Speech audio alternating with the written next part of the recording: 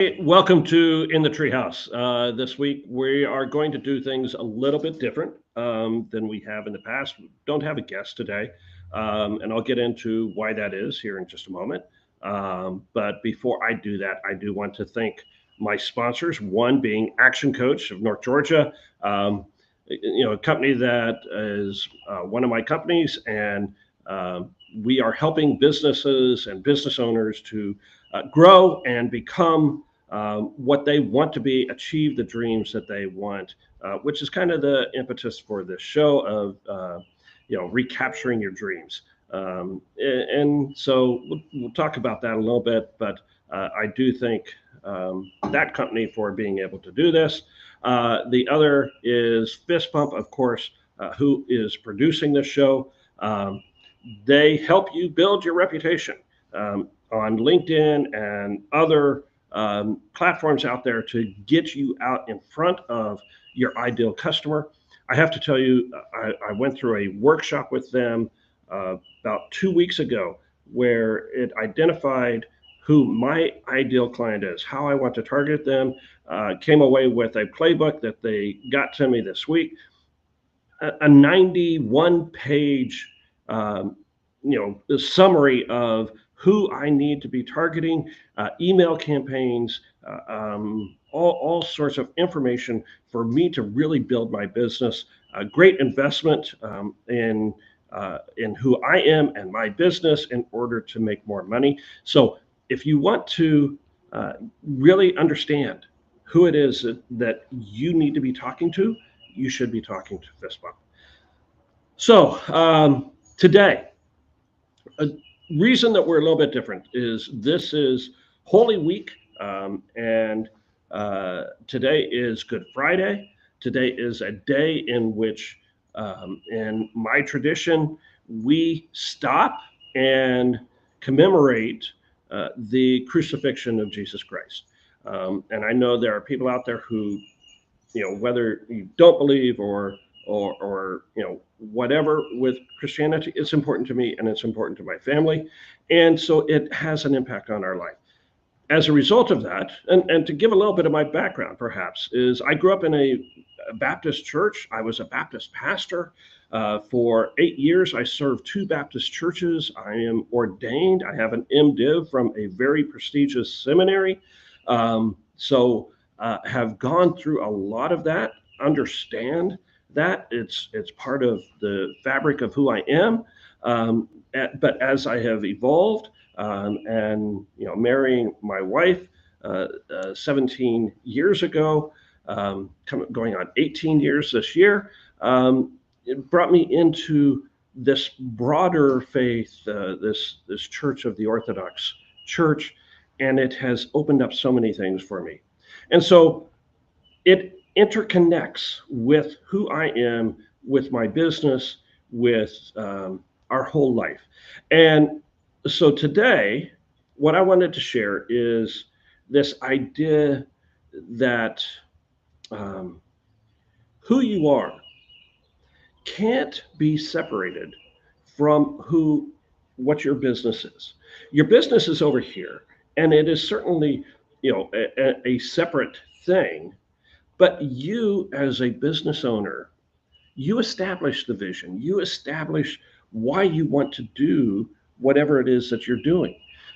You establish that the reason for that business is to help you to achieve certain goals, certain aspirations, certain things for your life and for your family and for those around you, and to leave a legacy, right? The two can't be divorced from one another. It is a synchronistic thing that happens between a business owner and their business. Yeah, and this is true for everything from the smallest businesses.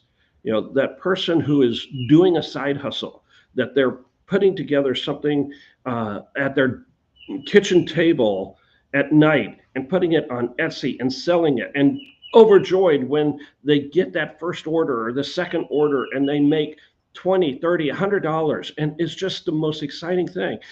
But it's something that they're passionate about, all the way up to some of the biggest business owners out there. And I've worked with some of those business owners. I worked with, um, one of the largest privately held companies in the world, and know that that business owner was very much tied his own personal what he wanted in that business, and what he wanted for his own life, that they were connected, um, that he couldn't separate those two.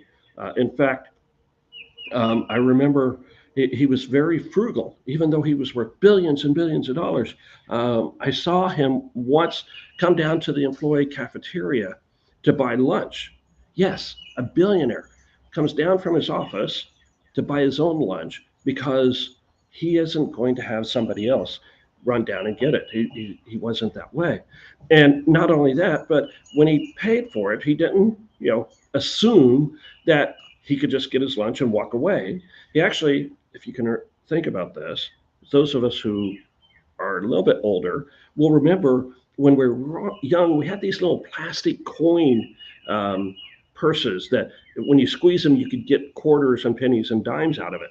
And he actually pulled one of those out and squeezed it and paid for his lunch in spare change. His who he was very much about being high integrity with the money. And he drove that down through the entire business. And so your values, your individual values, your individual beliefs are so important to whatever it is that you're doing. Those who think that you can separate the two, I think, are missing something that's very important. They're missing this element.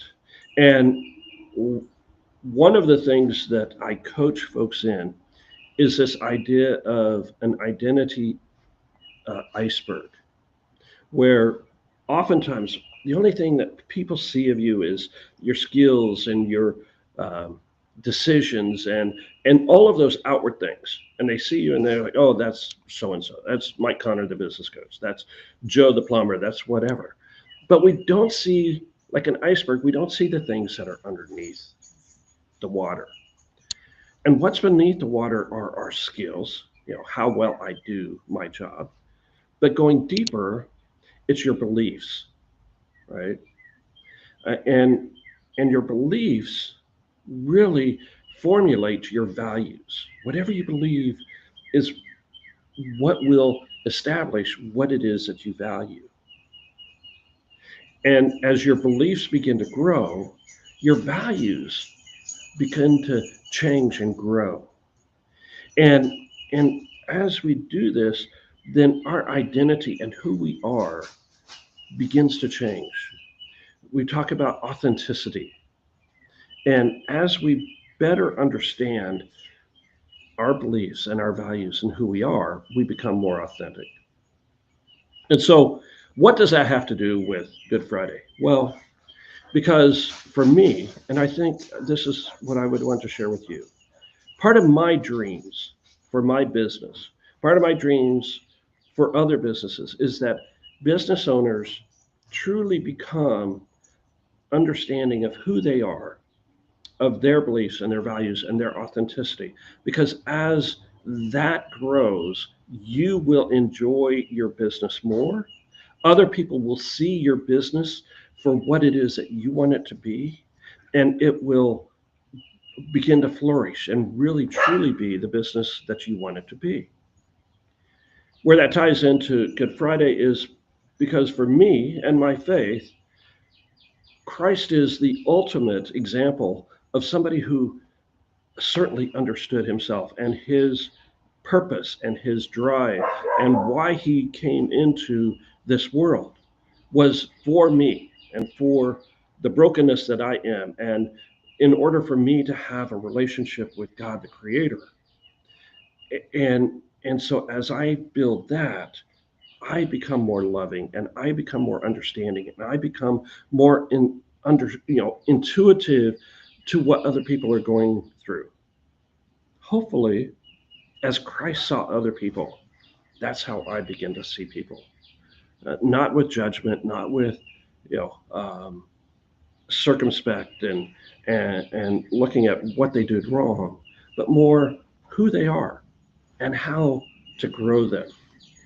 And so, this is going to be a little bit short because, again, Good Friday is a day that we spend in quiet and in meditation and in contemplation. And so I'm going to be uh, winding things down for, in my own life and in my spirit right now.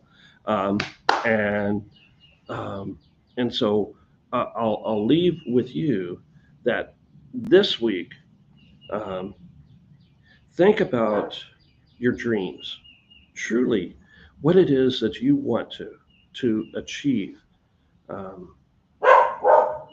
Was talking with one of my clients this week, and he was saying, Mike, I have so much, and yet I don't have the freedom that I thought I'd have. And so we're coaching him so that he gets that freedom and he can truly enjoy the life that God would want for him. Think about your dreams. Think about what it is that God wants for you, your creator, whoever. Think about those aspirations.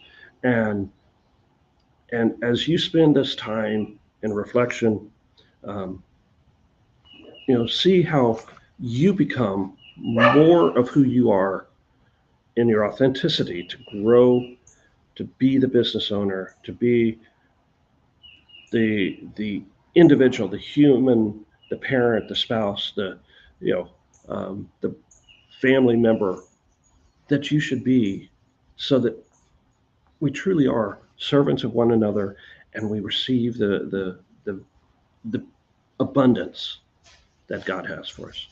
So, for those of you who celebrate, happy Easter, Kale Anestasi, and uh, we will see you soon. Next week, by the way, after Easter, we are going to celebrate, right?